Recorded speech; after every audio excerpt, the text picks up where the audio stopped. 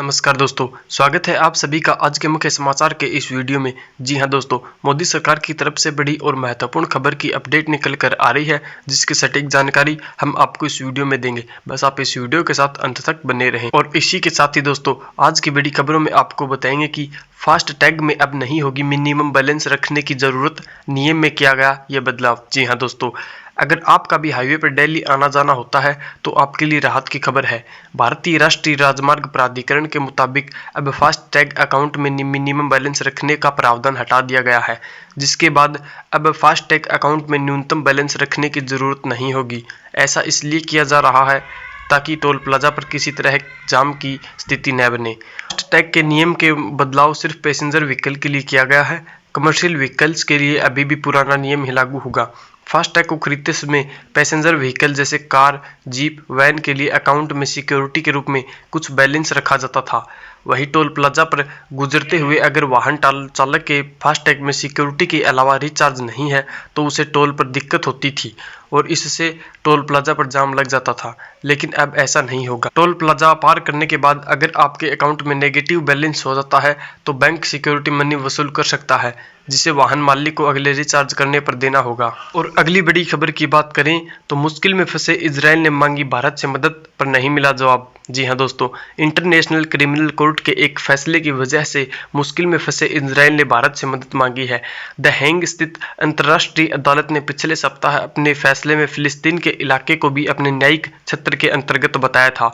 इस फैसले से फिलिस्तीन में इजरायल के युद्ध अपराधों की जांच शुरू होने का रास्ता खुल गया है।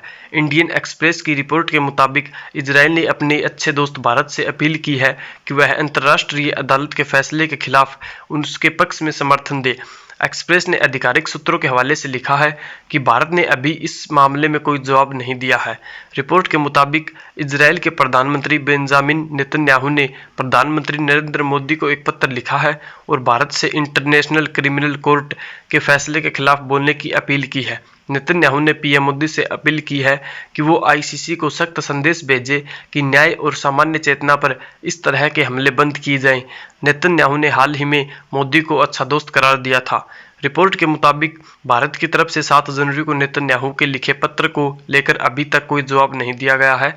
इस पत्र से ठीक 2 दिन पहले ही आईसीसी का बड़ा फैसला आया था। सूत्रों के मुताबिक राजनयिक चैनलों के जरिए यह संदेश दिया गया है कि भारत आईसीसी के फाउंडिंग ट्रिटी रोम स्टैचू का सदस्य नहीं है, इसलिए वो कोर्ट के फैसले या आदेश के खिलाफ किसी तरह की प्रतिक्रिया नहीं दे सकता है और न ही किसी का पक्ष ले सकता है। और अगली बड़ी खबर की बात करें तो पीएम इमरान खान के राष्ट्रीय सुरक्षा सलाहकार बोले, पाकिस्तान की दुनिया में बनी गलत छवि भारत से बातचीत को लेकर है तैयार। जी हां दोस्तों, भारत की कूटनीति के आगे अलग थलग पड़ा पाकिस्तान अब लगातार शांति की बात कर रहा है। पहल पाकिस्तान के सेना प्रमुख जनरल कमर जावेद बाजवा और उसके बाद पीएम इमरान खान ने भारत के साथ शांति की बात दोहराई है। अब पाकिस्तानी प्रधानमंत्री के नेशनल सिक्योरिटी डिवीजन के special assistant Moeed W Yusuf भी कुछ इसी तरह की बात करते हुए नजर आ रहे हैं। उन्होंने कहा कि शांति के बिना क्षेत्र में आर्थिक स्थिरता नहीं आ सकती है। यूसुफ ने कहा कि वह दुनिया को यह बताना चाहते हैं कि पाकिस्तान के पीएम का सबसे पहला लक्ष्य क्षेत्र में सभी के साथ शांति बनाना है। उन्होंने कहा कि बिना शांति के आर्थिक सुरक्षा नहीं आ सकती है। उन्होंने कहा कि हमारे प्रधानमंत्री ने जब ऑफिस संभाला तो उन्होंने यह कहा कि भारत अगर शांति की दिशा में एक कदम बढ़ाता है तो हम 2 कदम आगे बढ़ाएंगे। यूसुफ ने आगे कहा कि पाकिस्तान सेंट्रल एशिया को कनेक्ट करना चाहता है, वह ईस्ट से कनेक्टिविटी करना चाहता है। उन्होंने कहा कि पाकिस्तान चाहता है कि सभी देश वहां पर आकर निवेश करें। तुर्की, रूस वहां पर आकर निवेश करना चाहता है। उन्होंने कहा सीमा पर शांति जरूरी है।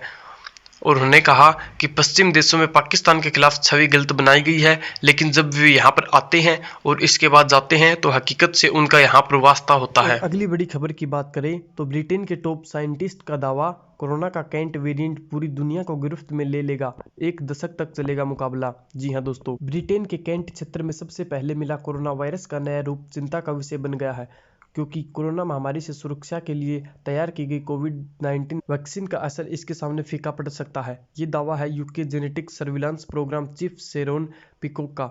उनका मानना है कि कोरोना का यह कैंट वेरिएंट ब्रिटेन में फैल चुका है और इस बात की पूरी संभावना है कि यह पूरी दुनिया को अपनी गिरफ्त में ले लेगा।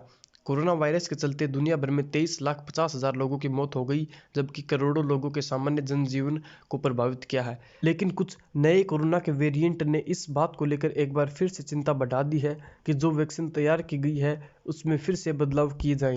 गौरतलब है कि ब्रिटेन के साथ ही दक्षिण अफ्रीका और ब्राजील में भी कोरोना के नए वेरिएंट सामने आए हैं। शेरोन पिको का कहना है कि ब्रिटिश वेरिएंट ज़्यादा संक्रमणकारी है, लेकिन यह जरूरी नहीं कि यह अन्य के मुकाबले ज़्यादा खतरनाक हो, लेकिन यह दुनिया भर में फैल जाएगा। उन्होंने कहा, जब हम काफ़ी संख्या में इस वायरस से संक्रमित हो चुके होंगे या फिर ये खुद ही अपना रूप बदल लेगा, उसके बाद हम इसके बारे में चिंता करना रोक सकते हैं। लेकिन मैं यह सोचता हूँ कि भविष्य को देखते हुए इसके लिए वर्षों लग जाएंगे, इसमें 10 साल लग सकते हैं।